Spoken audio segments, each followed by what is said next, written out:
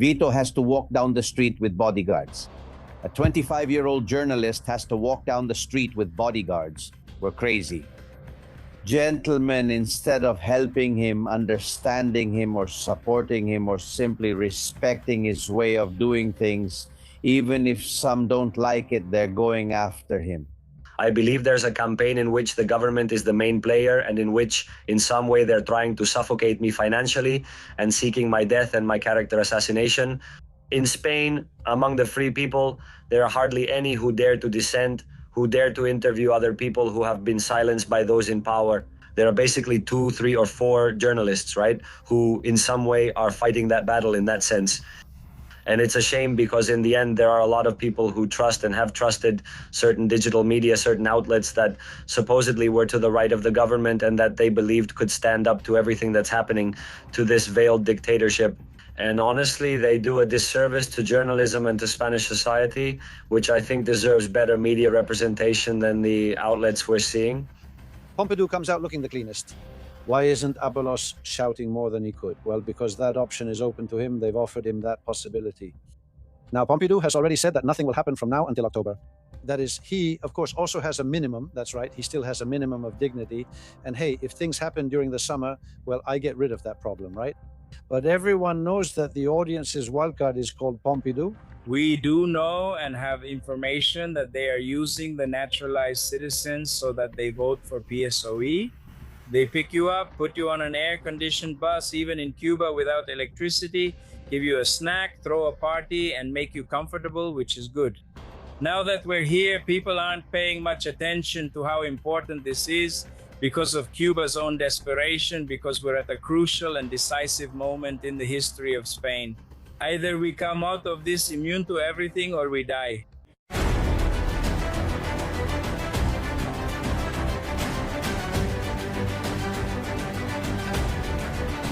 Castillon Confidential with Albert. Castillon Mis Seguros sponsors the editorial of Castillon Confidencial. Castillon Confidencial by... Welcome, Confidentials. Thank you for being there. Strength, honor, and let's move forward with freedom of the press and individual freedom. These are difficult times to defend it, make no mistake, especially in Spain. As we told you yesterday, the beast lashes out when it feels trapped, and Sanchez feels that way. Therefore, he's kicking, stabbing, lashing out his claws, strike at the first person who comes near him. Because he knows he doesn't have much time left and he'll have to leave Moncloa probably for Soto del Real before too long. His situation is more than bleak and the legal cases are unprecedented.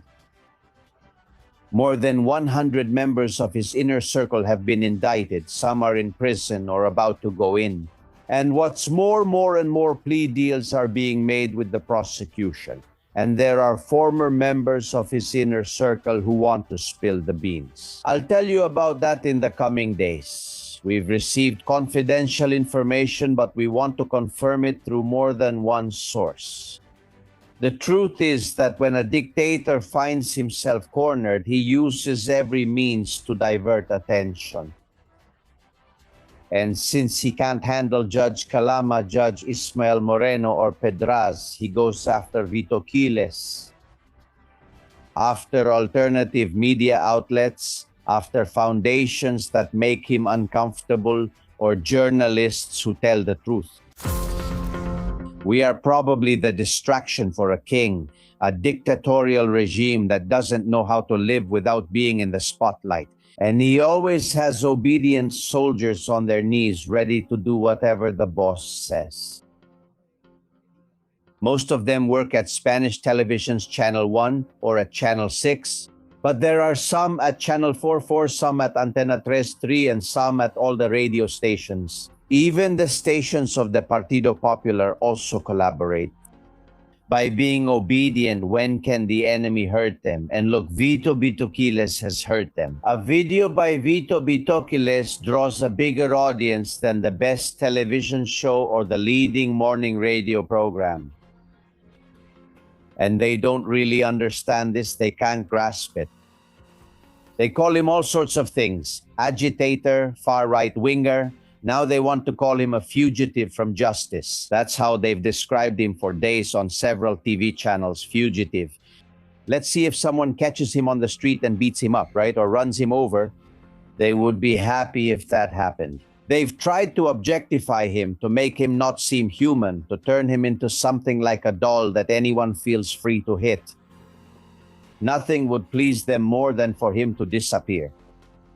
But Vito Quiles is nothing more and nothing less than a brave 25-year-old young man who walks down the street with a microphone asking questions. And he is free. And they can't allow that. How does a journalist dare to ask the questions people are interested in? Since when does a journalist work for the people and not for me? That must be what Sanchez or Feiju are asking themselves. In this case, it's practically the same thing. What we're seeing as an example with Victor Quiles is just a smokescreen, yes, to cover up something bigger, but it's extremely serious. Vehicles with license plates from Eastern European countries with very rough-looking people in dark suits entering Vito's lawyer's office to steal his file. You're threatening me with an arrest and detention order. Vito has to walk down the street with bodyguards. A 25-year-old journalist has to walk down the street with bodyguards. This is insane. Gentlemen, instead of helping him, understanding him, or supporting him, or simply respecting his way of doing things, even if some people don't like it, they're going after him. And they're going after him from both sides. Against that, my friends, we will always rebel in this space where individual freedom is defended above all else. Here we defend even those we don't like, or who don't think like us. As long as they do it with respect, with sincerity, and with a job well done. But those who stab us in the back, those who use the powers of the state for their own benefit, will always find us standing in their way. Those who think that with a command and control attitude, just because they feel entitled, they can trample the rule of law and civil rights. Most media outlets talk about him, many in a very negative way, others hoping it can't be true that Spain has sunk this low. And the target to take down is a 26-year-old journalist who walks down the street with a microphone asking questions. I confess that I don't understand what's happening or why this corrupt government is going after Vito Quiles as if he were a symbol that must be taken down, that they have to get rid of him. They've tried to make us see him handcuffed, arrested, sent to prison. They steal files from his lawyer. What's next, right? Vito Quiles, welcome. How are you, my friend? Hello, Albert. I'm delighted to be here with you, and above all, quite stunned by what's been happening in the last few hours, as you've described so well. They broke into my lawyer's office, Espin Abogados, and stole the file that had to do with me. The people who committed the robbery are clearly professionals because they didn't tamper with any security devices or force any doors. They entered quietly, disabling the alarms. And honestly, what's happening is really surprising. And above all, we're very uncertain about who could be behind this. That's how we've spent the last few hours. Do you think everything started after putting a microphone in front of Begoña Gomez, Victor? Well, obviously, that's the theory I've defended all this time because I noticed a change regarding the judicial, political, and media offensive that I was experiencing. The moment I dared to approach the Prime Minister's wife and ask her a couple of questions. And the truth is that I'm certain this happened after that moment because I was told and I received a leak from people on Begoña Gomez's security team who were later dismissed by the Ministry of the Interior. But they contacted people I trust and told them that the government had launched an offensive, a witch hunt against me after this situation. I've said this before, but they even used public institutions, companies, and public bodies, including Renfe, to wage a legal offensive against me. They even used Renfe over utterly nasty, absurd, and ridiculous pretexts to file a complaint against me, as well as front organizations, lobbies, LGTBI organizations, feminist groups to file massive complaints against me, and all of them are government backed. I believe there's a campaign in which the government is the main player, and in some way they're trying to suffocate me financially and are seeking my death and my public destruction. They haven't stopped doing it. This search and arrest warrant is the result of yet another complaint, part of that whole campaign of mass complaints they filed against me, and because of which I can no longer defend myself. Because as an individual, as a private person, I can't keep up with so many complaints, with such an onslaught and offensive, and I'd spend my life just defending myself in court, unable to do anything else. And that's what the government wants, to suffocate me financially and keep me tied up in court so I can't keep bothering them and being a nuisance as a journalist. I've noticed that, and I think that's the case. And like I said, right, my circle received a message from people close to the government and to Doña Gomez, who no longer work with her, saying that Pedro Sanchez was very angry and that he was going to do everything possible to stop me. And I think this is one of those things. It's also absurd. With all the legal issues Pedro Sanchez has, you should be the least of his problems, right? It's been like an obsession with you. You must be aware that your phone is tapped, right? Yes, I know, and I can feel it too. Lamborghini. In fact, I have the feeling that the government, when this happened, put me under surveillance. Victor, what do people say to you on the street when they recognize you?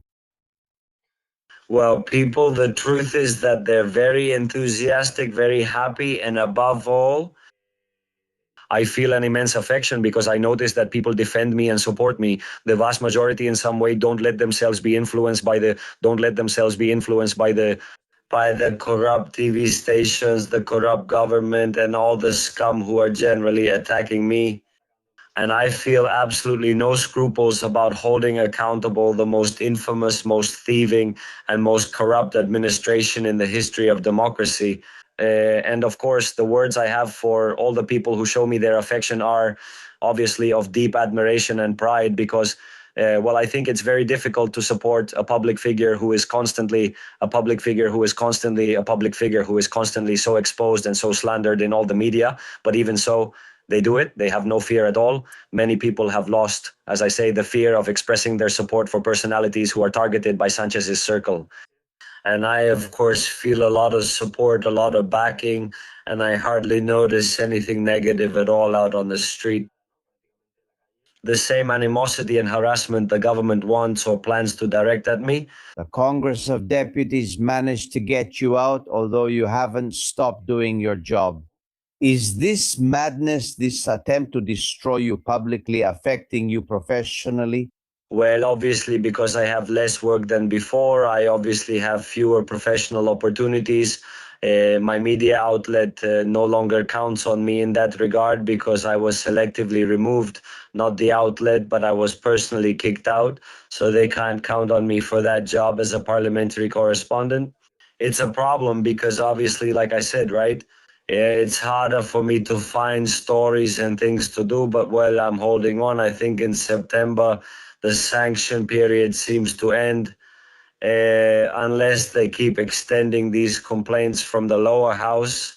And we're going to try to come back. We're going to try to return. And I think a lot of people will appreciate it too. But I can't believe that the journalist who has gotten the biggest exclusives doesn't have job offers. Don't tell me you don't have any. I'm sure you do.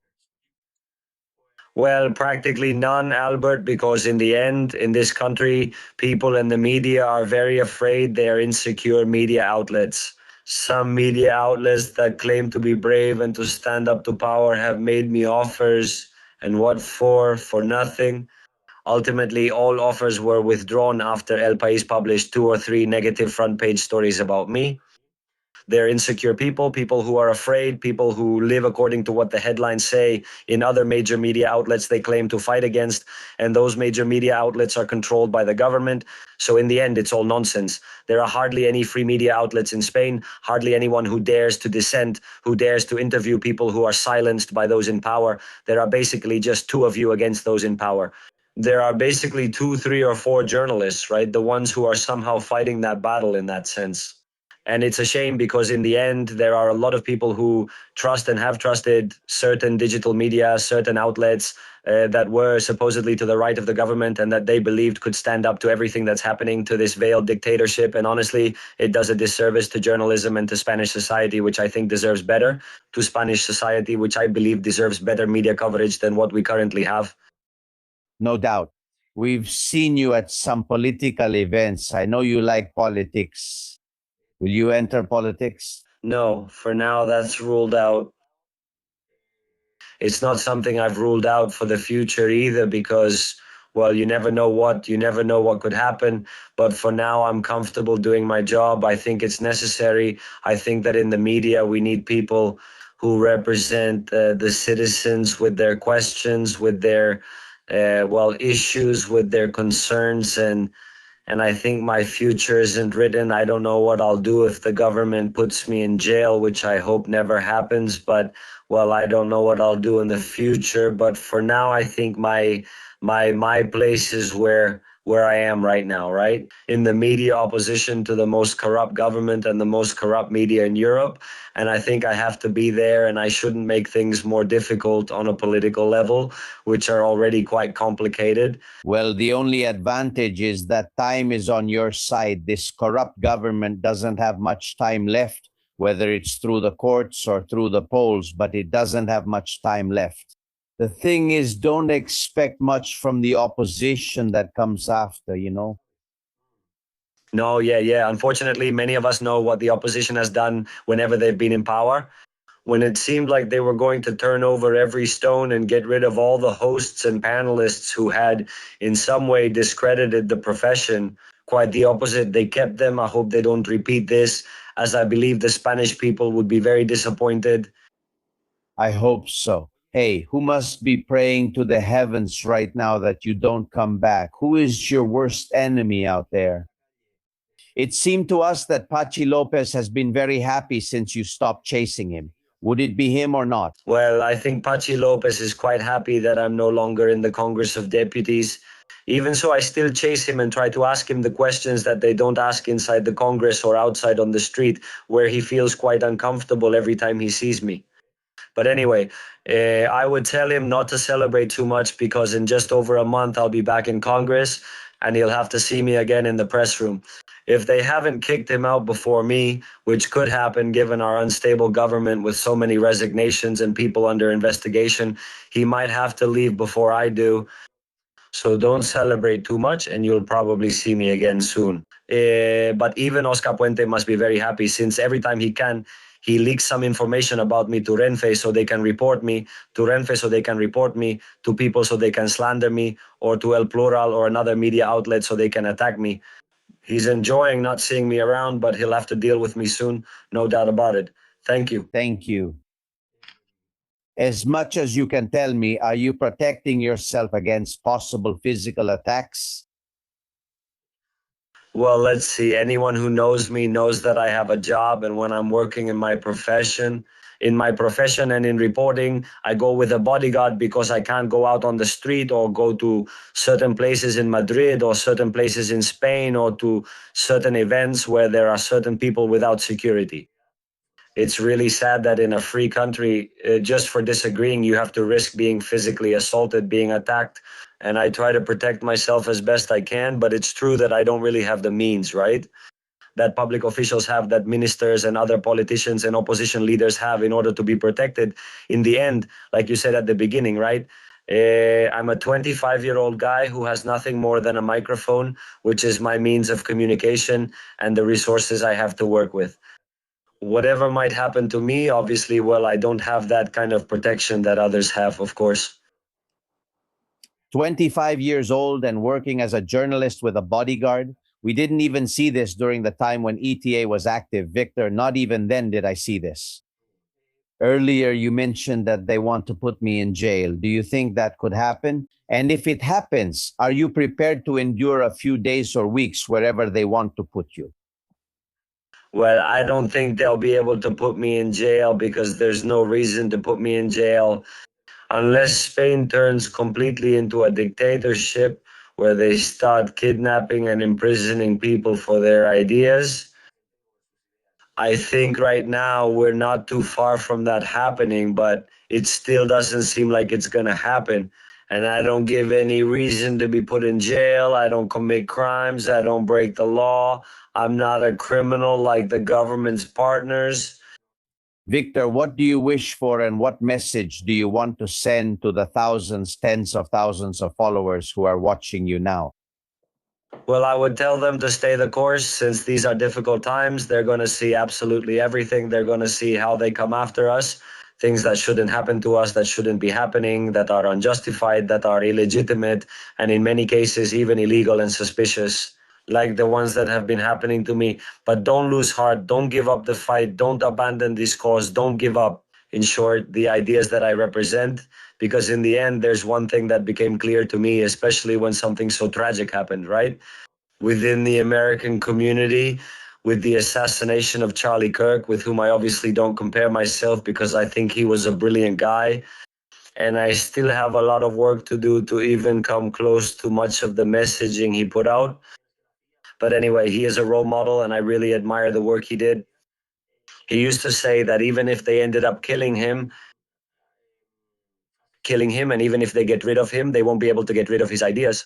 And that's somehow what I think the government is trying to do. I think they're trying to use me as a punching bag to somehow get rid of what I represent of this community that I've built. All my support, Vito. They must be so afraid, they must be so desperate if you, a 25-year-old young man, are their main concern and they invest so much time and effort in you.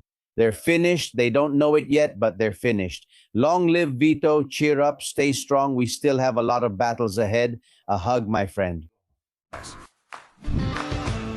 Thank you for watching. Thank you. Castillón Confidencial by Albert Castillón.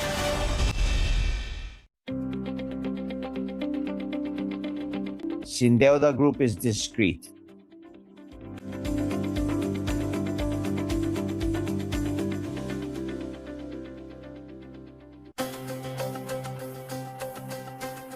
And gentlemen, Judge Peinado went on vacation without deciding whether or not to return the passport to Begoña Gomez. We see it as Judge Peinado's little act of revenge after all the snubs Begoña Gomez has given the magistrate. And with 24 hours to go, when today Sanchez is supposed to leave or should leave for the NATO summit, a substitute judge made a decision yesterday late in the afternoon. And a Solomonic decision that pleases everyone or pleases no one. He can go to London to see his daughter's graduation, and for that, yes, they will return his passport, but not to Turkey. And the truth is that the judge explains it well in his ruling. Turkey is not a democratic country. It's true that neither of them, neither Turkey nor the United Kingdom, are in the European Union. But let's say that despite Brexit, the ties with the United Kingdom, says the judge, are much stronger. In Turkey, because of the NATO summit, they have detained 150 journalists during these past weeks. It's a dictatorship with elections. In that sense, it's similar to Sanchez. So Turkey is out to London to see his daughter's graduation. Yes, now we're all waiting for the 10th. Why? Because that's when he has to come back. And if he doesn't come back, Judge Peinado will blame whoever made the decision, the substitute judge. We'll see, we'll be watching. And speaking of journalists, Angeles has left us a message just like many others over the weekend, thinking about our first guest, Vito Quiles. The break-in at Vito Quiles' lawyer's office is a sign of the kind of government we have, that is, the mafia behind it. Some people still refuse to see it, There are many people who still think these are hoaxes, etc. No, they're not hoaxes, they're real. Gentlemen, the situation is still what it is. Harassment, a multitude of lawsuits that are no coincidence, economic and media strangulation, civil death, civil death. Have they done it before? And they had a team set up there with Captain Lere Diaz to do those things, right? Let me ask my colleague Luis Lozada from Distrito TV. How are you, my friend? How's it going? How's it going, Albert? Hello? What do you think about the craziness with Vito Quiles? Well, I think Vito Quiles does bold journalism. He asked the questions that a lot of people don't ask or don't want to ask. He's where he needs to be. However, I think that in the last episode, in my opinion, he made a mistake. Because if it's true that he receives a flood of complaints and lawsuits, what he needs to do is defend himself. If there is harassment through strategic legal action against him, what he needs to do is report it. But not appearing in court when summoned is unacceptable. Claiming the government is persecuting him for being a critical journalist isn't right either, since the judge just did his job. And the thing is, if they summon you and you don't show up, they put out a warrant for your arrest. But don't you think that He's letting Begonia and Begonia Gomez off the hook because there shouldn't be privileges for anyone. But don't you think he's being persecuted by the government? Man, of course they are, but not because of this issue. Not because there's a warrant out for him, of course not. They're after him because he sneaked in, he interviewed the president's wife. The president's wife got nervous, so nervous that she accused him of assaults that obviously didn't happen because we've all seen the video and obviously the charges were dropped. So I think that shows that the justice system works, but it also clearly shows that there is harassment from the government towards Vito Quiles because he's a journalist who makes them uncomfortable and asks questions that nobody else wants to ask. And I think that's obvious, but making up the story he did, I think makes him lose credibility.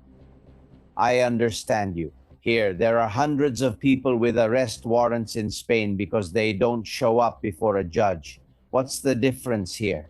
Someone picks up the phone, tells the Sanchez supporters they start with La Sexta, go to La Uno, and turn it into some absurdly huge story that makes it look like they want to see Vito Quiles. Well, they would have loved to see Vito Quiles handcuffed in the cell, you know? They would talk about it for 4 days.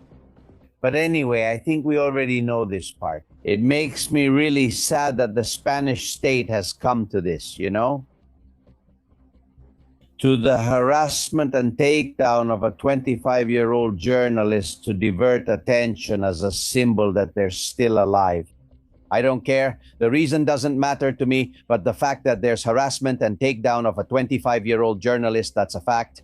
And that's a mafia, Luis. Pure mafia. Yes, that's clear. And I also think I'm sorry that the Press Association hasn't taken a stand in defense of freedom of expression when Vito Quiles and Bertrand Ndongo were expelled from Congress. You can criticize their ways, but denying and cutting off freedom of the press seems unacceptable to me. And besides, that's just the beginning, the gateway to undermining democracy itself. I think it's very serious. And the fact that press associations have turned a blind eye and endorsed that censorship seems extremely serious to me. Maria Rey is one of the heads of the Press Association. She's at Telemadrid, and I've heard her say outrageous things. She said that neither Bertrand Ndongo nor Vito are journalists. We'll have to ask Maria Rey, who apparently is the one handing out press cards now. And she said outrageous things. Instead of standing with them or by their side, she stood against them. Notice that the press conferences in Congress, as we've mentioned here many times, are organized in such a way that only the party's friend is given the microphone to ask questions. That's what Maria Rey should criticize, that and not Vito and Bertrand, the manipulation by the parties in Congress. They don't say anything about that, Luis. Yes, the same thing happens in Moncloa. Same issue. Questions are scripted and some media outlets are always marginalized. What are those outlets supposed to do? For example, El Debat has already started making a ranking of who gets a turn more than others. Of course, El Debat never gets a turn. So what should they do? Stay quiet and politely wait their turn? Well, that ranking has been made. What does Vito Quiles do? He takes the floor? Yes, of course. What's unacceptable is the systemic censorship. I haven't seen you in a long time. Many of us have suffered in that room, which is unacceptable. So The fact that there's no backing from the press associations, I think that's the saddest part, because it's not about Vito Quiles whether you like him or not. We're talking about freedom of the press and democracy itself. Yes, yes.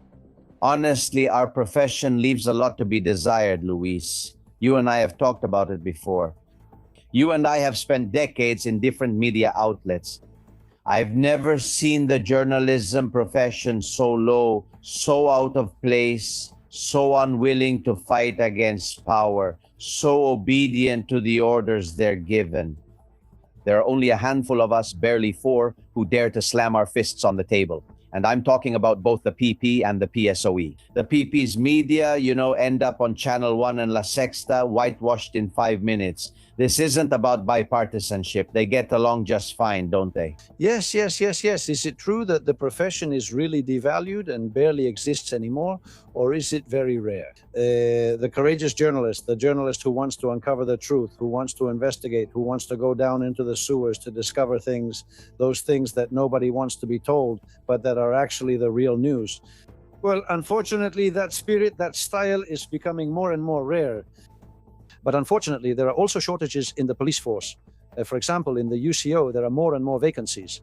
In the riot police, there are more and more vacancies. The spirit of sacrifice, unfortunately, no longer exists. God, what a shame. We're going to Catalonia, Spain, and Cuba. All 3 are in Saí de Chalinchon. How are you? How's it going, my friend? Greetings to our brothers and followers of this battle called Castillon Confidencial.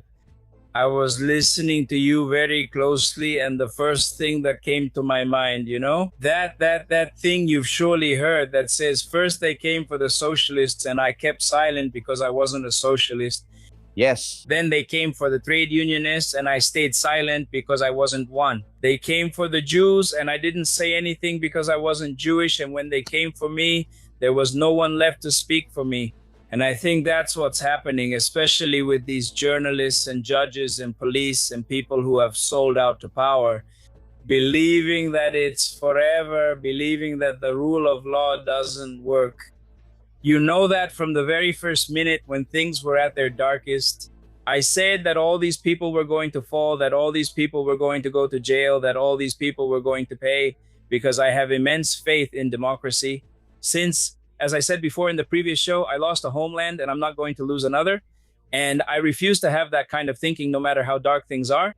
And well, what's happening with our dear and admired Vito Quiles is a mix, right? Like Luis said, they've made up a little story there. But are they really persecuting him like they're persecuting so many people here in Spain? Many of us on this show even get letters from the tax office. Man, we're still following you here.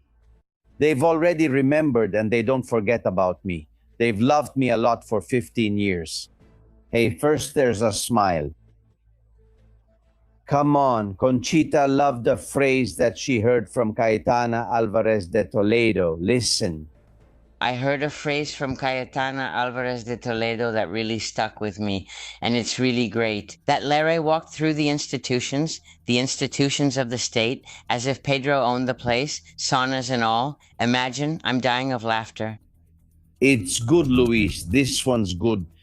It's really good, yes. The truth is that Cayetana has fangs. She has fangs. Man, she really does. And then there's one that's supposed to be funny, but is actually really sad. Several of you have sent it to me. Manu Sanchez, a comedian from Seville, always hired by Canal Sur. Very funny.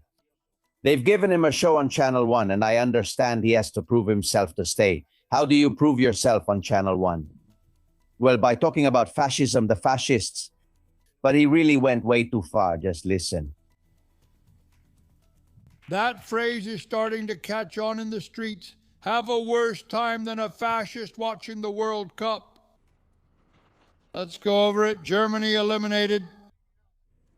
Austria, homeland of the Führer, also eliminated. Italy isn't even playing in it. That's worse than being hung upside down. That's funny nowadays, Saide, making jokes about something that happened 100 years ago. Yeah, no, of course it's not funny at all. Not funny at all. He's the one who was whitewashing the singer Pastora Soler a few days ago, who went to Cuba and couldn't think of anything else. By the way, the explanation they gave is wrong. It's not that lobster is a luxury in Cuba, it's that lobster is forbidden in Cuba. A Cuban can't go into the sea and catch a lobster to eat it. It's forbidden for Cubans to fish. Okay, it's not that it's a luxury item. And then he was whitewashing Pastora Soler, this singer who was in Cuba with Raul Castro's daughter, with Mariela Castro, who says she's a dissident, that she's like the black sheep of the family, and I don't know what else. And well, these people have their fate marked and very, very centralized. It's not necessary. I think it's disrespectful to always be talking about the Nazis, the fascists, as if that had been, I don't know, a party, a birthday, a festival, something very harsh and very difficult. I just got back right now from a meeting with the European Jewish Association, a meeting they held for communicators, journalists, activists, and so on. And anti-Semitism in Europe is very, very strong. There are people who don't even know about it because of this trivialization of Nazism and fascism. Some people don't know why the Jewish Holocaust happened. And this makes me... That's worrying. Yes, they said it there. And I said, how can that be? I mean, there are people who, if we go back to almost the same tense situation as World War II, the persecution of Jews, the obsession with Jews, and to me, this is definitely not funny at all. Do you see a predetermined plan in this, Luis, or not? From an ideological point of view, I don't know. I don't think so. What happens is that for them, painting with a broad brush works well. So calling someone a fascist, whatever that means, always sounds bad. And so they're painting with a broad brush without any kind of nuance. What bothers me is that Spain's public broadcaster is being used as a propaganda tool, and a propaganda tool paid for with my taxes. Listen, public television is meant to provide a public service. If you want to do propaganda, you pay for it yourself. That's what they've done now with Telecontreras. Do you want to promote yourself? You pay for it, you hire 300 professionals like you have, you sign them with whatever checkbook you want because it's your checkbook. But with my money, focus on public service, not hiring people for political propaganda. Yes. Look at what Chela Confidential is saying. What I can't understand is why that grandchildren law allows the descendant of the descendant of the descendant of the Spaniard who emigrated to vote. Why doesn't it also allow them to vote in neighborhood community meetings? Let all the Spaniards decide whether or not to install the elevator. Exactly the same in local and regional elections. If it's about giving them that power, then give it to them properly, right? That's what I think. You're right, or at least unless they've asked for the opposite, right? Nora. For example, a Colombian can become naturalized here in 4 minutes or 4 days, and a Spaniard in Colombia, I know many, there's no way for them to get Colombian citizenship. Well, it's the same there as in many countries.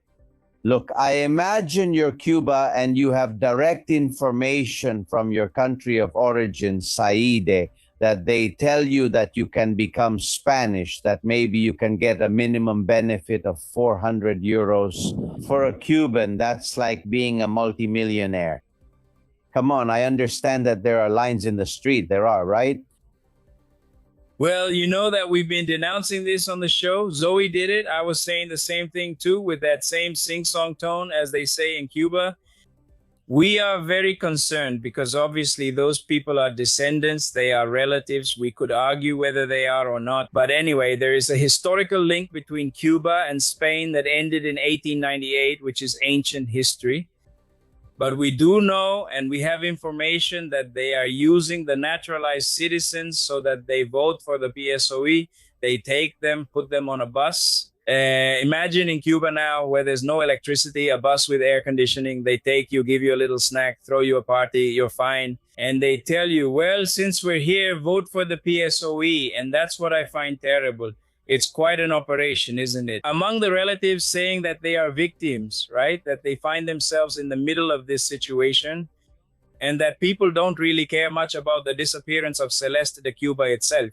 how important this is, because we are at a crucial and decisive moment in the history of Spain. Either we come out of this immune to everything or we die.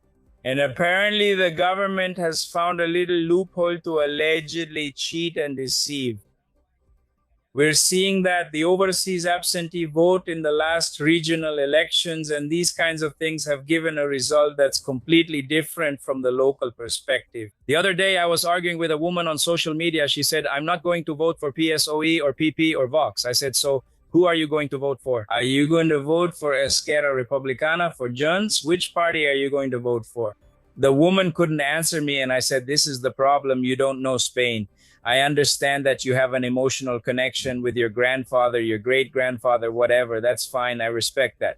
But if you don't know the country and if you don't understand what it is, my biggest concern right now is that Spain might fall. All right. And I've been fighting and I keep fighting. And you're doing the right thing, Saide. But we're talking not about 1 or 3, but up to 5 million people who are going to be able to vote. I still think, I don't know what you all think, that the least important thing is who they vote for. What they want is for them to be on the voter rolls. Then they'll take care of cooking it up. I don't know if it'll be at the consulate, at the Ministry of Foreign Affairs, on the plane that brings the mailbags, or in Indra's software, but someone is going to cook it up. Luis, I think that's how the overseas absentee vote was cooked up in Extremadura, Castilla y León, and Andalusia, isn't it? Of course, exactly. That's what it's all about. I think that here, this isn't just a little hole, like Saide says. I think it's a big gap, a really big gap, that could totally turn the election around and also seriously affects the public system. In my view, it's unfair because if someone is the grandchild of someone who emigrated, they've already built a life elsewhere. If they want to reconnect with their roots, what they have to do is come to Spain, and in 2 years, they become a Spanish national. I think that's relatively cheap.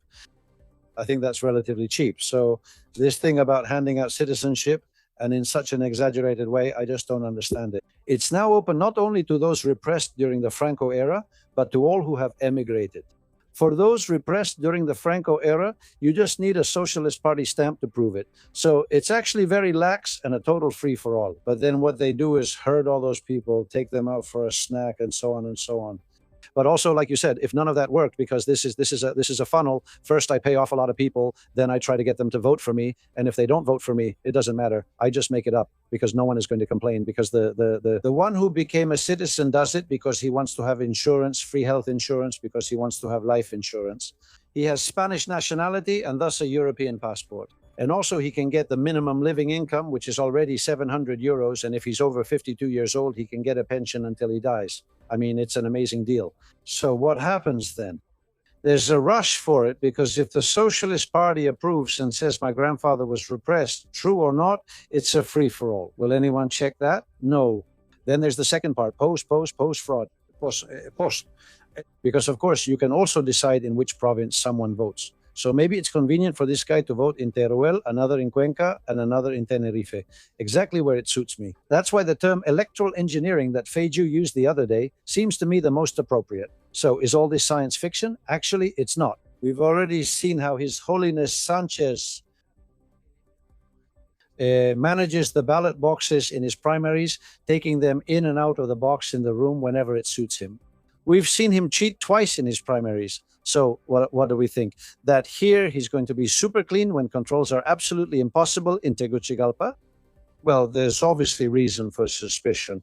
So, and the thing is that now there are videos all over social media, tons of statements. They're delivering letters to the embassy. I don't know what else, here and there.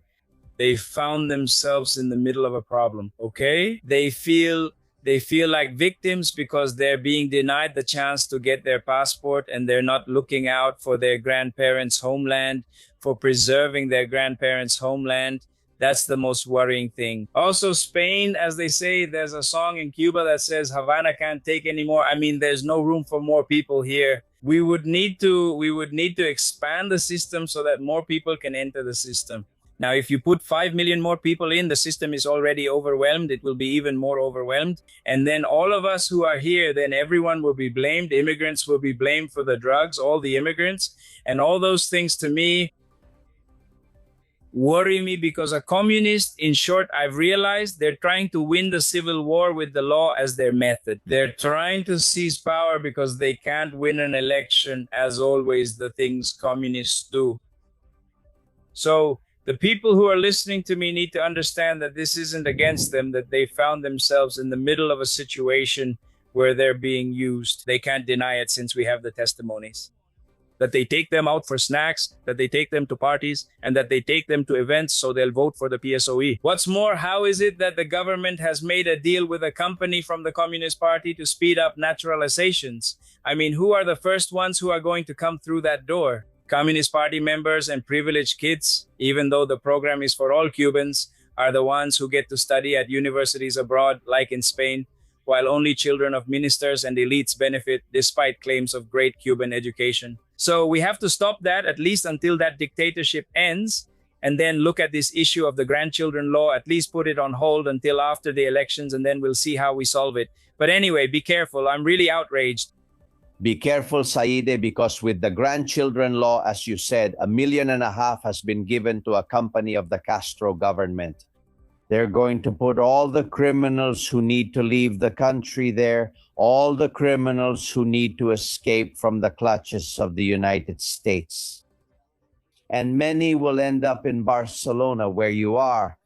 Of course, since they're sending them here, Albert, in 1980, during the Mariel crisis, you can look it up on the internet, it was one of Cuba's migration crises. Fidel Castro emptied the prisons just like they do in Morocco, where they empty the prisons, put them on boats, and send them here.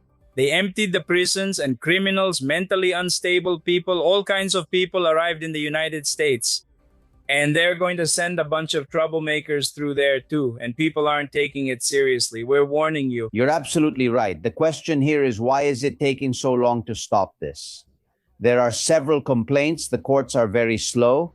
And look, up until today, official data from 2022 until now by province, the place where the overseas vote has increased the most, shouldn't it be Galicia because of the immigrants who left, right? Or if you press me, maybe Barcelona, which has a lot of people there. Well, actually, it's Madrid. And by a large margin, the so-called Serra vote has increased by almost 40% in second place, the Balearic Islands. Third, Girona. Then Tarragona, Soria. Next is Barcelona, Navarra, and the Basque Country. Here there are a number of provinces where a few more votes are needed to secure 1 or 2 more seats. With the current plan, Luis, and this isn't coming from any poll by La Vanguardia, let alone by El País, Sanchez could win the elections again, right? Of course. If you add 2.5 million new people to the census and steer them properly, since they're already there, Socialist Party delegates carrying out that guiding role, and you incentivize them properly, and then you do that electoral engineering to direct the vote to the most suitable province, well, obviously, of course, that can change the voter roll. And then if you also combine it with the CIS, because of course now we all make jokes about the CIS, right? Like, hey, the CIS is like a hall of mirrors, it doesn't really understand reality, and so on, right?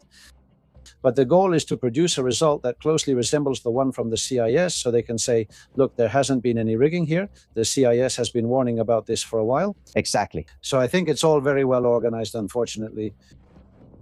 They already have their delegates there campaigning because we're really already in the election campaign now. They're going to speed things up because they urgently need those 2.5 million votes. They don't care about doing a sloppy job. That's why they've hired companies and skipped the administrative procedure. They don't care about paying with public money because it's not theirs. And they're going to do whatever is necessary because for Sanchez, staying in power means guaranteeing his own impunity. But be careful, because if he manages to win again in the next elections, he's going to go all out against the Supreme Court and all out against the free press. And democracy will be over. Exactly the same roadmap as Venezuela. It's extremely serious, and gentlemen, it could get even worse in the next few hours. Now about the Popular Party, Guerrero and Diego. If Fello thinks that with this policy of waiting for Sanchez to fall so he can step in, this little game is going to work out for him, he's very mistaken. Because let me tell you something, I don't know if the Popular Party will get in or not, okay? And if they do, they won't get in alone because they don't have and won't have a majority. If they get in, they'll face strong opposition if they act like Sanchez or something similar. Well, my friend Albert, everything is getting clearer and clearer. Here we're missing Fernando Grande Marlaska and the Prime Minister. Here, Sanchez has to reach an understanding with the Popular Party to avoid ending up in the hands of the courts. Duñez Fejo, look, I'll call for elections, but I don't want any legal problems. I'm leaving. But it ends here. Is such an agreement possible between PSOE and PP? Like, I give up power, but you don't come after me legally. Do you see that, Luis? Yes, it's possible. If your enemy is fleeing, let him go. One thing is the PP and another is the justice system. The PP may not start legal actions, but justice follows its own course. And the PP is not the private prosecutor. So the PP is not Justice Europe, nor Hasteoia, nor an anti-corruption lawyer, nor Vox either. That is to say, all of those will probably continue on their course and do what they think is appropriate. Honestly, if Sanchez stops being president, I think the situation changes substantially. But honestly, I don't think he's going to do that. No, because he knows that the only way he can guarantee his own impunity is by remaining prime minister. And without that, he's politically dead. He knows it perfectly well. Therefore, he will do everything, both legal and illegal, to stay in power. We were with Judge Villegas on Sunday in a special program. He told us things like this. Well, we had never experienced such a serious situation in Spain. Spain is not Venezuela. Spain is not Mexico. The shameless people who are currently under the scrutiny of justice will end up being tried, and if they are guilty, punished with all the force that the law allows. We are much stronger than they are. This is not a problem of right-wing or left-wing ideologies. This is a problem of decent citizens against criminals. There are more of us. We are stronger. It really encouraged us to be honest, and we needed it. Gloria and Magdalena reflect on what he said. And well, I'm delighted. First, because I really like this man. He gives me an incredible sense of peace and tranquility. And I've also noticed that the last words have given you quite a bit of peace, in quotes as well. There are more of us. And we are not better. He didn't say better. He said there are more of us and we are stronger. Well, Judge Villegas is saying that if there were an uprising to take over the institutions by force, like what happened on February 23rd or October 1st, then the king would intervene. But the institutions are being taken over quietly. They already have everything. All they need now are the judges, the judiciary. But it's not the same. I understand what Judge Villegas meant. It's true that they're doing it by the book and sometimes even with votes from the People's Party. That's how it is. It's shameful. Said, there are more of us and we are stronger. But then I see you and I see my friends from Venezuela and they said the same thing, you know? One, 27 years, yours 67.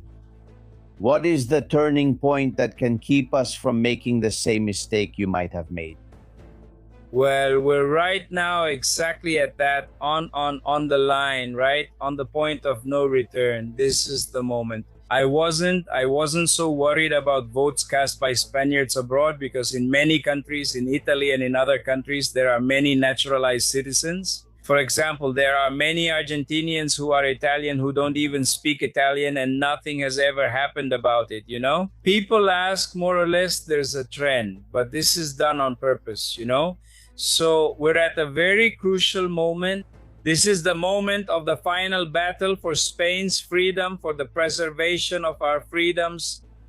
I've always thought, like this judge, I don't buy the idea that because Spain is in the European Union is going to come save us and all that story. We have to save ourselves. As the saying goes, only the people save each other. That's why we get tax office letters. We rely on ourselves for support. We are the ones who are going to move this forward. And thanks to all the entities, all the organizations, to this Aztehuir Institutia or whatever it's called, I never know. It's really hard for me to say that name. And all the organizations that are working to bring those people to court because no one was doing absolutely anything. And we have to give, I don't know, we're going to have to do something when this war ends. This war will end. When this war ends, we're going to build a monument to Judge Penado and to all the judges who haven't done anything special. They've simply applied the law. As the saying goes, when you see it happening to your neighbor, get ready for it to happen to you. They know they're next, that the final war is the one between the government and the judiciary, and the judiciary is ready for battle because they're not going to allow 4 communists, excuse my language, 4 communists who are a plague to bring everything to an end. This wonderful nation, which has more than 500 years of history and has done great things for humanity, and 4 lousy communists are not going to come and destroy the glory and how wonderful Spain is. So stay strong, Caballero, yes. But Luis, should we also talk to the judge about the Bolaños law change? That is, either we hurry up or the investigation will be done by the prosecutors. In that case, there would hardly be any of the court cases we see today, right? If the investigation reaches the prosecutor's office, which lacks autonomy, everything would disappear and the judiciary's independence would clearly end. So what's there right now? There's a justice system that's extremely slow, bureaucratic, but reasonably independent, with a Supreme Court that continues to act as a counterbalance to the executive branch and puts a stop to crimes. I think that's, for now, still key right now. What we have to keep this organized crime that has become the government in check. It's an independent justice system and the Central Operational Unit. I think if we had to build a monument, as Said said, we should do it to Lieutenant Colonel Balas. I think he's spectacular, discreet, but firm and with a sense of honor. Not like his director, deputy director, operative, and the free press. That's what we have, but we're in a tennis match. If we lose it, then if we're not able to pass this test, if Sanchez is able to win re-election with the trick of the overseas vote, we're finished as a country. Hey, you were talking about the civil guard and the forces. How is it possible that the Director General and the Deputy Director of Operations are still in their positions? Can someone explain that to me? Simply, is it really that hard for them to replace them? I mean, I get that for them, it's better to have a corrupt person in the position because they can keep corrupting him, right? But no, it's very hard to understand. Well, they're entrenched, so no, resistance is pretty easy. They resist. What does the president's book say? Resistance manual, right? Assistance. In the resistance to the... Resistance. I don't think it's them. I mean, Sanchez put them there and they won't leave until Sanchez says so. The thing is, why do they obey orders? It's hard for me to believe that it's just about money and power.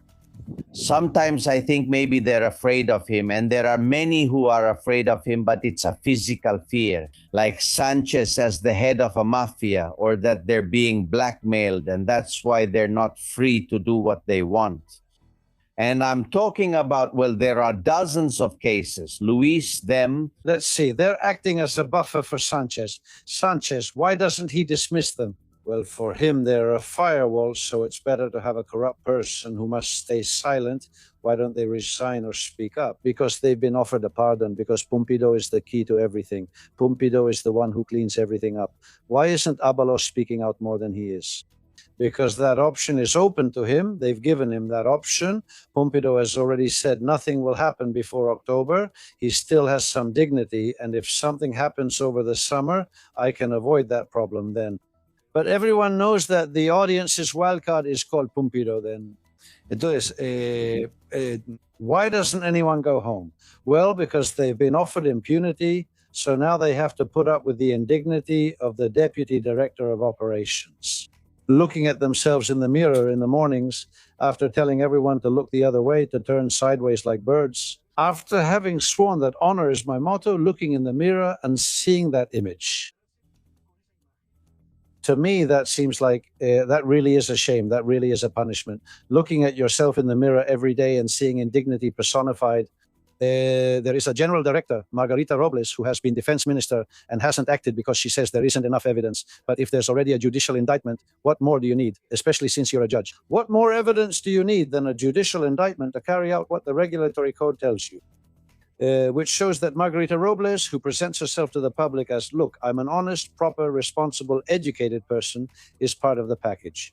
There is a clan here, an organized mafia, and no one is spared here. And Carlos Cuerpo, who also seems like an educated person. Hey, you, why not? And are you comfortable in a council of ministers surrounded by alleged criminals? It's awful. Nobody is spared. And here's the good news, you know. The oath of PP and Vox in Andalusia has sparked reactions because there are already many regions where PP and Vox have agreements, foreshadowing what could happen in Moncloa. Antonio Guille and Ana speak. Given the government agreement between Vox and PP here in Andalusia, it seems that the issue of the 2030 agenda, the imposition of unaccompanied minors, and national priority prevails in it. Will the PP be able to implement it, or will it be like in the previous governments from which Vox left, that they started breaking the agreement point by point until Vox had to leave those governments? I think it's a good thing that the PP party doesn't have an absolute majority, because they've already shown they're not able to fix anything. So in the end, they always tend towards social democracy, and well, in this case, with the party they've made a pact with, let them set things straight. Congratulations to the Andalusian community for that agreement they've signed, even if it doesn't have all the solidarity points. And for a democracy, those are needed, but it's already a first step, and that's something to be grateful for. How do you feel about the agreement, Saide? Wonderful. Well, that's what they have to do. And stop with all this nonsense, especially all the softies, those inside the Partido Popular. There are too many of them, so many softies, so many globalists, so much colorfulness. They need to stop with the nonsense, or they're going to lose the country. I think I call that the effect of the air in Congress. It seems like the air in Congress and the Senate is different from the air out on the street. And so it causes them some kind of amnesia or some kind of disconnect from ordinary people. Because Spain is in trouble. Spain is really in danger. And these people are, no, yes, but I don't know what. Let's save the country. Let's bury our differences. We know you think green. I think pink. Someone else thinks purple. Another thinks blue. But we need to save Spain, which is the most important thing, because Spain is not only Spain as a nation, but it's also Europe and Hispanic America. Understand that and get it into your heads once and for all. And I'm happy after it seems that Feiju reprimanded Bonilla so that he would fall in line, and that's it. We have to stick to that. That's the goal, and without any hang-ups. If they look at us, if we don't speak, they'll call us fascists. If we speak, they'll call us fascists. If we have long hair, we're fascists. If we don't have long hair, we're fascists. So what difference does it make anymore? Yes, Luis, he scolded Feiju and Bonilla. Yeah. Yes, I think so, because in 24 hours, he went from threatening with a repeat election to signing absolutely everything Vox asked for, which I think points to the fact that he really has no intention of following through. And I think this is the most delicate part. Why did he give him a dressing down? Well, because I think the Popular Party is aware that things aren't going well for them in the polls and probably won't go well, and that Feiju still hasn't managed to stand out. And the only way to get into government is with a strong Vox. And therefore, they've already taken that into account. They've already accepted that they need Vox and that they're going to accept everything that's demanded of them. They'll do what they think is right. From now on, coexistence starts, and it will be difficult. I think Gaviria has stated that they're going to participate in good faith. And I'm not very sure that all those signed commitments are going to be fulfilled. That's my concern. Well, we already interviewed Gavir here some time ago, and he seemed like a very capable person to us. I'm sure he'll know how to steer the ship, and we know Juanma Moreno Bonilla. And all he has to do is practice the attitude he always shows off. So let him practice it. Now, with Vox, he has time. From Venezuela, I'm getting a lot of messages like the one from Jose, a Venezuelan from there. At this moment, we can already be declared a failed state under the absolute collapse of institutions in every sense. At this moment, the obstacles, the thefts, the looting by the state's security forces, those security forces that are supposed to defend and protect citizens, are actually the first criminals. They are the first criminals because that's what the leadership tells them to be. There is still no state control, and there are people alive. We are told that they still hear noises, but there is no way to get them out. There are people alive here, and a machine arrived a few days ago. They took some safes and heard people screaming, but they left anyway. They didn't help. First the gold, first the safe, first the accumulated money. Get ready, because if everything goes well, tomorrow we'll tell you more. The Pentagon has received a report stating that in La Guaira, besides safe houses with gold money, gold bars, and jewelry, there were cells, punishment cells, where people were tortured as part of extortion. Extorting enemies of the regime, and that some of the victims might still be there. Tomorrow, I hope to have information from Venezuela with guests who will tell it in detail, because the Pentagon report exists and there are 6 witnesses who have told the United States about it. And here's the million-dollar question: what is Donald Trump waiting for? If it's slow for Cuba, for Venezuela, it's even worse. Mark and Paulina. What do they want for the rescues? Thankfully, people are standing up and miracles are happening. I really don't know when Trump is going to put what he needs to put on the table and really have the guts and finally get rid of that corrupt government in Venezuela. It makes me really sad when I hear Venezuelans say that Trump is taking advantage and stealing from Venezuelans. It outrages me. It's not sadness, it's outrage. Trump has no obligation to Venezuelans. Neither he nor Americans do. The commitment lies with the people who have stolen, and even the Spanish, because we are, so to speak, the motherland. But the Americans don't have to. They've already taken away the boss. They've done enough. They're absolutely right, and I have a message from Vanessa. Her brother is still detained. Hello, my name is Vanessa Giuliani. I am the sister of German Giuliani, who was arbitrarily detained in Venezuela in May 2025. Today, it's been over a year since he has been held in a maximum security prison without judicial rights, without the right to a defense, and without a transparent process. My brother has an intestinal condition due to the water he has been drinking for a year, and also because of this tragedy. Because of what Venezuela is going through, medical supplies and assistance are going to be limited for prisoners. Inside the prison, they say he needs to undergo treatment with tubes. I hope it's not that kind of torture we already know they do, where they insert tubes wherever they want. The truth is, it's agonizing and it feels like a horror movie. Hugs, Vanessa. It's so hard to hear this side.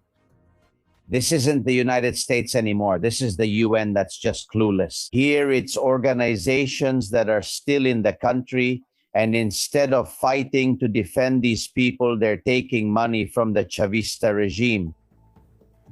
That's why it's so important, and you'll see how one thing is connected to the other to save Spain. Saving Spain is at the center of this whole story, because Spain, and I'm not talking about the Spanish people, but the Spanish state, we've known this. Zapatero and company and many political parties have been responsible for the situation that's happening there. Even though they took Maduro away, the situation in Venezuela is much more difficult than in Cuba, because in Cuba, there's only one Maduro faction. In Venezuela, there are many factions of mobsters, and as a viewer said somewhere, Trump does as much as he can do. Right now, there's this conflict about Maria Corina, about the other one who was president of Congress and all that, this and that, of course, if there's no leadership, of course. In the end, they also look out for their own interests. But the important thing about this issue, I think, and maybe this sounds a bit harsh, that this tragedy that has happened is going to be good for Venezuela, okay?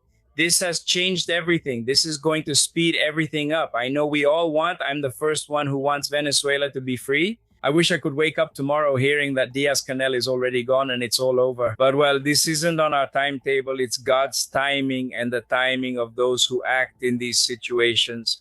We must keep fighting and standing because we have no other choice. Luis. I also think that misfortune can be an opportunity, but I also think that the opportunity is being wasted. Let me explain. I think the United States has to make a decision, and that is Delcy Rodriguez my tool to manage the transition, yes or no? For now, the message is yes. That's why they've banned Maria Corina from entering. Not because her leadership is in question, but because Maria Corina's presence destabilizes Delcy. The United States backs Delcy because Delcy is obedient. Until today, in my opinion, because from the moment we know that Delcy Rodriguez has filed a lawsuit against Aldama in Spain with a lawyer named Baltasar Garzon, it shows that she has no loyalty to the United States. Because here, the fundamental debate in the United States is the fight against drug trafficking. And the connection between Delcy's drug trafficking and Zapatero is evident. Then if Delcy gets involved in a trial to discredit him, Aldama, that clearly means Delcy has taken sides. Therefore, he can't be a loyal pawn of the United States regime to the United States government. That's my opinion. And I think that's a decision that the United States has to make. And for now, they don't know what to do. Because when it comes to Maria Corina, it's not about Maria Corina or whether she gets along with Trump or not. It's about whether Delcy is the right pawn or not. That's the debate. There's internal debate on that. Marco Rubio disagrees. And Trump has been back and forth, yes, no, yes, no. And I think now, in my opinion, it's clear that Delcy Rodriguez is not the right one. Totally, there's a struggle within the Trump administration between Vance, the vice president, and... And no, we showed you recently, and it explains it very well. But it's also true, I think that woman said she's already done enough by getting rid of the tyrant, now no more. The Venezuelan people, and I also think it's true what that woman said, she's already done enough by getting rid of the tyrant. Now, the Venezuelan people, and I hope that Maria Corina, even though people criticize her right now, she's the only one who can govern the country from the opposition with all the mistakes she may have made. But if I were Maria Corina, I would show up there to see who would stop me. And I would look for an army, even if it's a private one, to protect me from the tyrants who are still there. That opportunity has to be set in motion by Maria Corina. And then we'll see who votes, who runs, but for that we need free elections.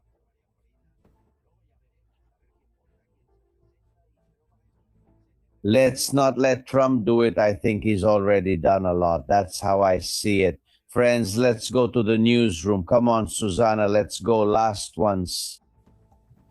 Well, here we are, Albert. In the newsroom, receiving messages and opinions from all our insiders, always from around the world, but many of them are on vacation, and even so, they keep writing to us, just like Alfonso. He says that for Spaniards to be equal before the law, special legal protections for politicians, and of course requests to lift parliamentary immunity should be eliminated immediately. On the other hand, I want to thank Monica for that voluntary donation to our Super Thanks section here on the YouTube channel. But also, Albert, you got a message, he says, for your great work and the confidential reports, from all over the world, for your noble heart, wisdom, and free will. For always standing up for justice and truth, the truth that will set us free, strength and freedom for Spain, Venezuela, and of course also for Cuba.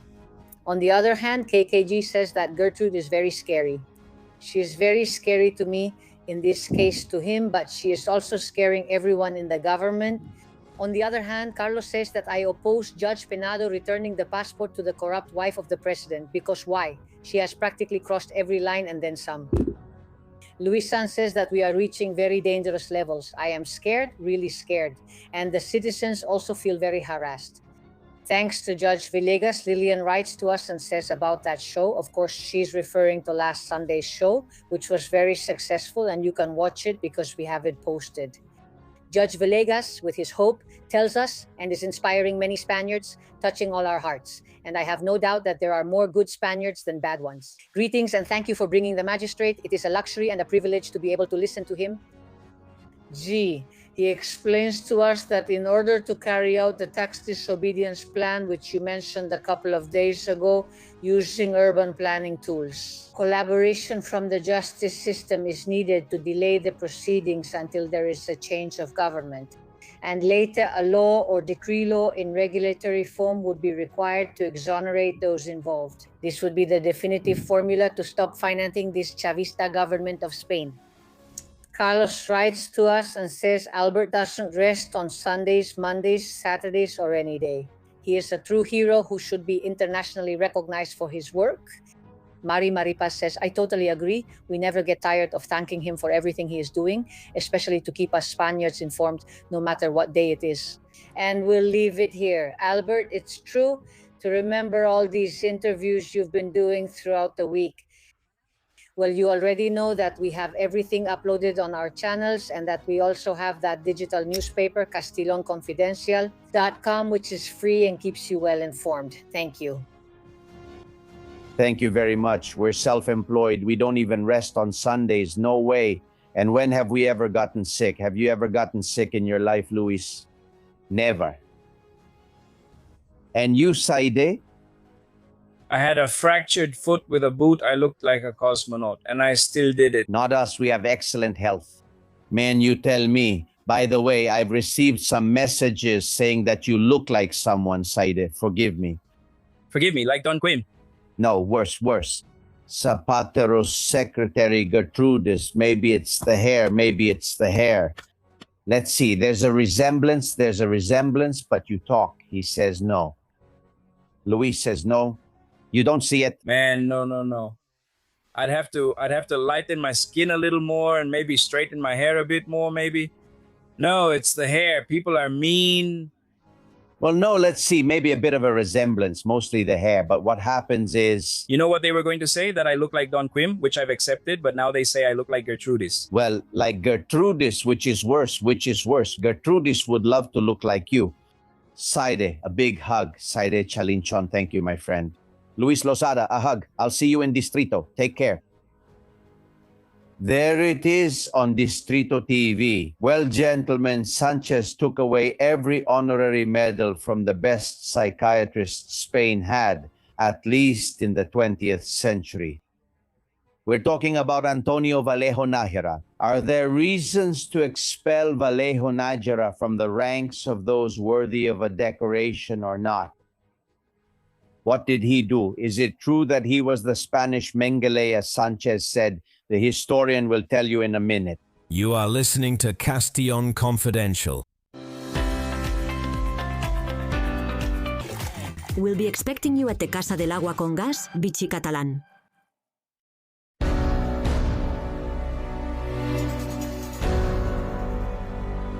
Gentleman Pedro Sanchez with lots of videos and making a lot of noise, trying to divert attention.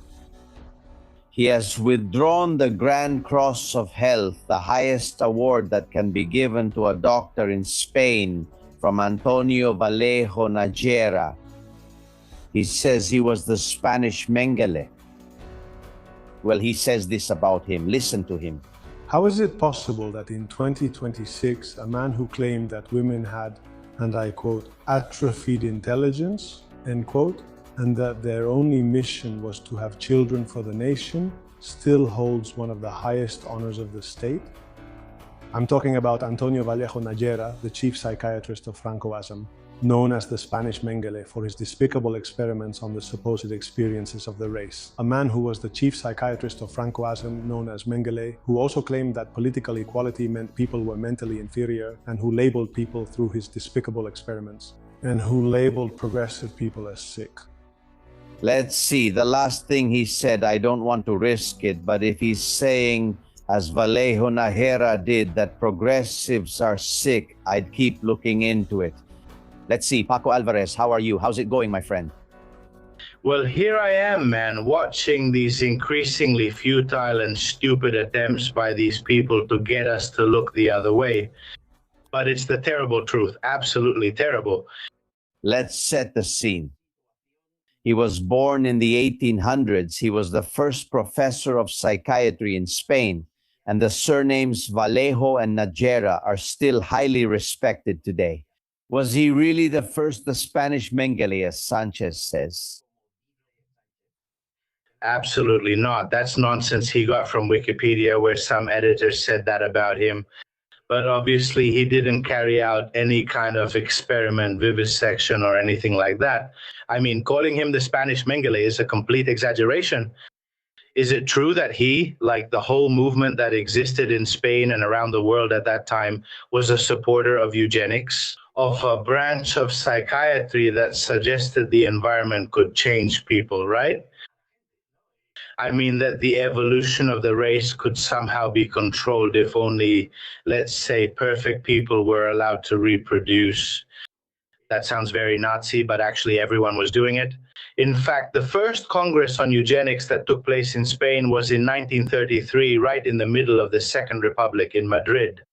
And in 1934, the Manifesto for the Conservation of the Catalan Race was signed in Catalonia, a eugenic manifesto, which, by the way, he signed Pompeu Fabra, the one the university is named after, right? In which they said some very nice things, didn't they? Things like, it says, although we cannot control the mixing of races, we should not remain unaware of the possible consequences. We would have to see what the characteristics of the new Catalans, descendants of immigrants or products of mixing, would be. I mean, he says this, and for much less they should take the name Pompeu Fabra away from the university, but I bet they won't do it. No. And let's not even talk about Sabino Arana. Sabino Arana, for God's sake, that man, right? Because Pedro Sanchez and that other minister who made an identical video also came out saying no, that he was a sexist. Well, I mean, it was that era, right? But before that, Sabino Arana had said about women, women are vain, superficial, selfish. They have to the highest degree all the weaknesses typical of human nature. They are inferior to men in mind and heart. What would become of women if men didn't love them? A beast of burden and an instrument of his animal passion, nothing more. What a beast. How savage. Well, these are the people they name streets after and give honors to. But Vallejo Najera is a savage whose titles must be taken away. I don't really understand. It's true that he was the most recognized psychiatrist of Francoism, right? Yes, without a doubt. But, well, he was already recognized before. I mean, in 1930, he was appointed director of the psychiatric sanatorium of Cienpozuelos, the famous Cienpozuelos Asylum, where, by the way, what Jaurès, the Nobel Prize winner of 1927, had said was put into practice.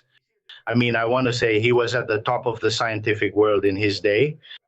Later, in 1950, he was president of the first International Congress of Psychiatry, which took place in Paris. I mean, was Franz François at that time? I don't know. He was also president of the Spanish League Congress, president of the Spanish Association of Neuropsychiatry. He was a member of the Academies of Granada, the Canary Islands, and Valladolid, an academic of the science of Spain, and an honorary member of the Association of Military Surgeons of the United States. It must be that the United States was also Francoist. I mean, what I'm saying is, all of this is nonsense. I mean, all the people from the previous generation were Francoist and worked during Francoism, and they were very likely in favor of Francoism. I mean, if we're going to take away the medals from everyone who got a medal from Franco, we could start with Pedro Sanchez's grandfather, who was appointed by Franco and received a medal from him. I mean, we need to stop playing with history and with this nonsense, right? Because that's what these people do. I mean, I don't know, it's just everything. Look, there's another one, Roberti Jarzabal, who you might know, who was mayor of Barcelona, and he has a statue in Tetuan Square. He said verbatim, and I quote, "There are monkeys like the Saimiri with a facial angle of 60 degrees, whereas in black men, in whom it only measures from 65 to 70 degrees, quite a bit less than in white men, where it reaches up to 80 degrees. Black people look like monkeys," end quote. This was said by a man who has a statue, not just a little medal. Please. Why do you think he's doing it? Why do you think Sanchez is now targeting Vallejo Najera? It's the same old Franco card. I mean, but look, how does this improve the mental health of Spaniards? Or since the minister was already making the video, how does this improve, I mean, mental health care, psychiatry, which gives us so many problems and is in such bad shape in general throughout the entire public healthcare system? How does this improve anything? It doesn't. I mean, Sanchez only does things that benefit Sanchez. Why is Sanchez interested in this?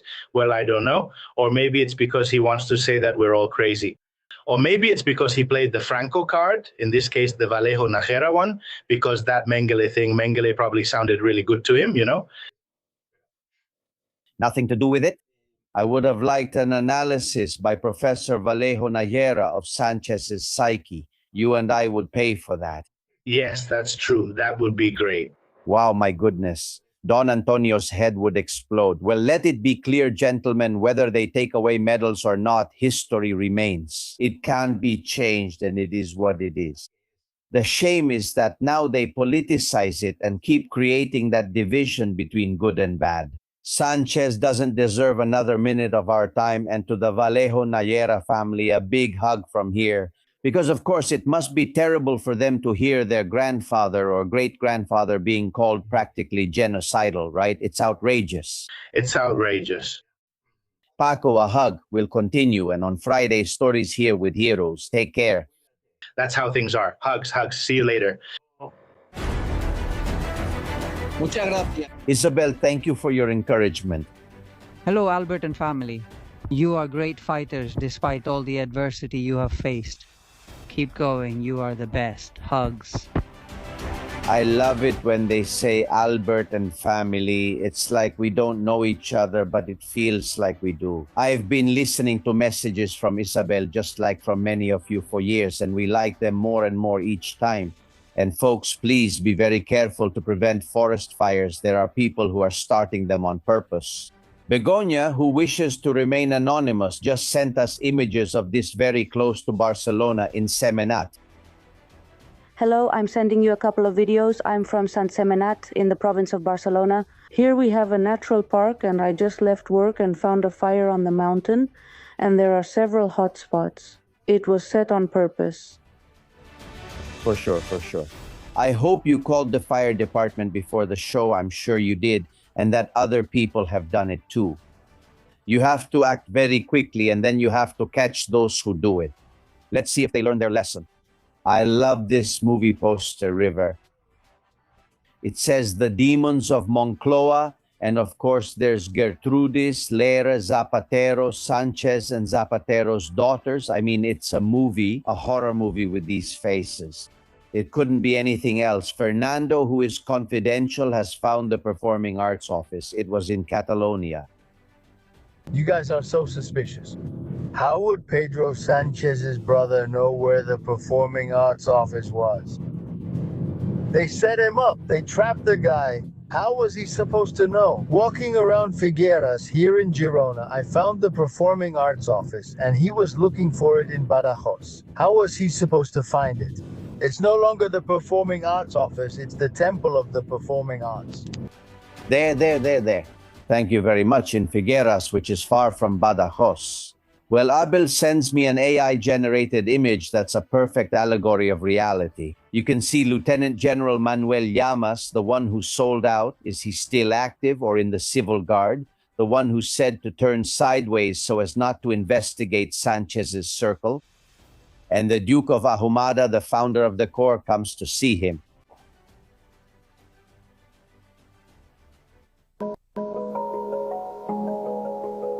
Aren't you ashamed?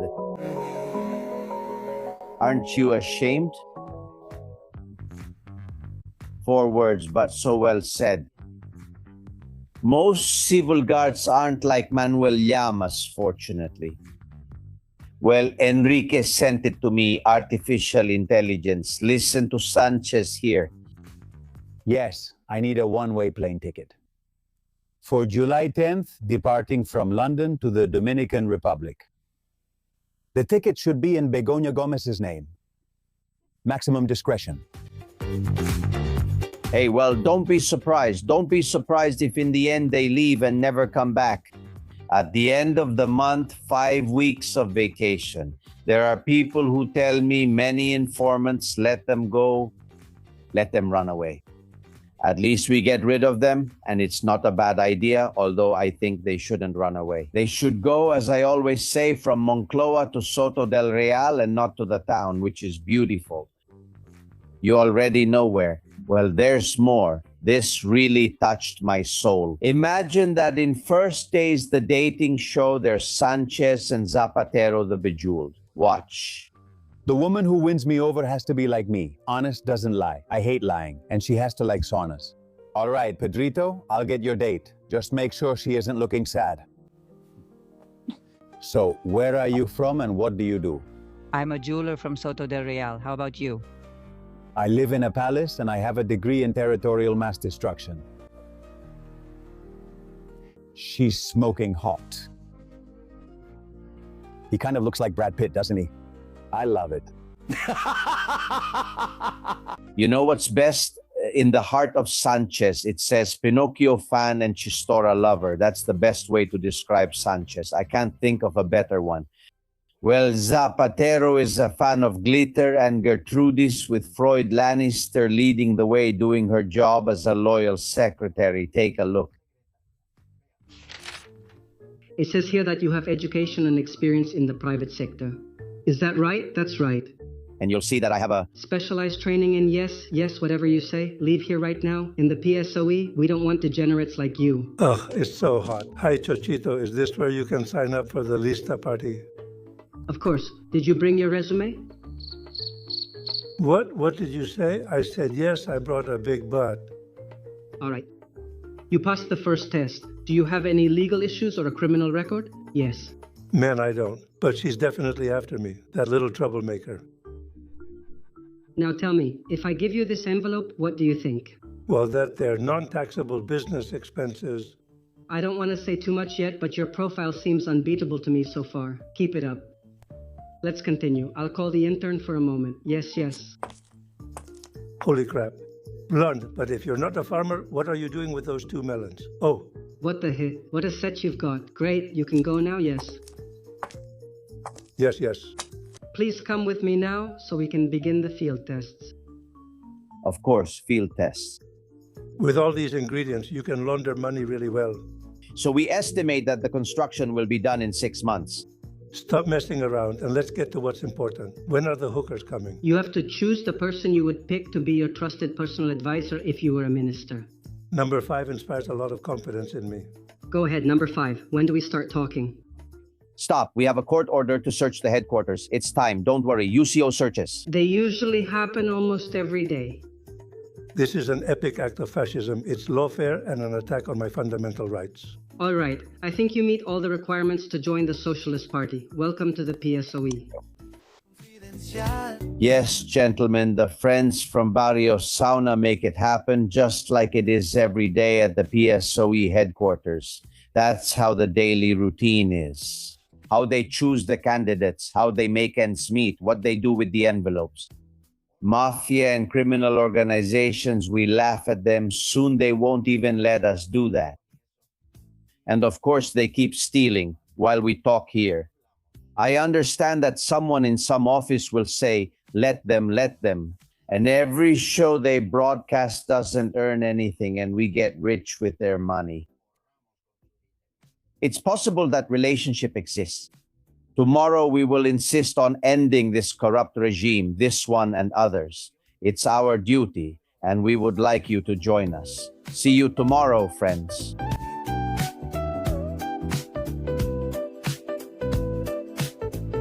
You know it and I know it.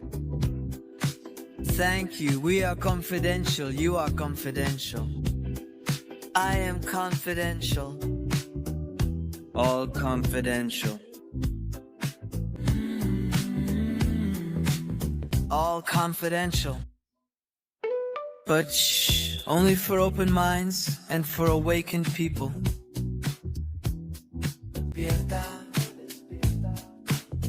From the trench, the bullets whistle and there's no way to get out there. Here, freedom has wings of wax. Albert Castellon, Susanna Gash. You girls, neither me nor the others. Thank you very much. Thank you.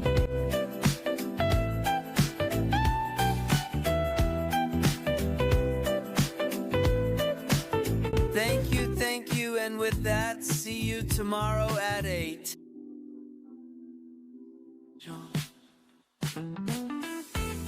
Castillon Confidencial by Albert Castellon. Thank you.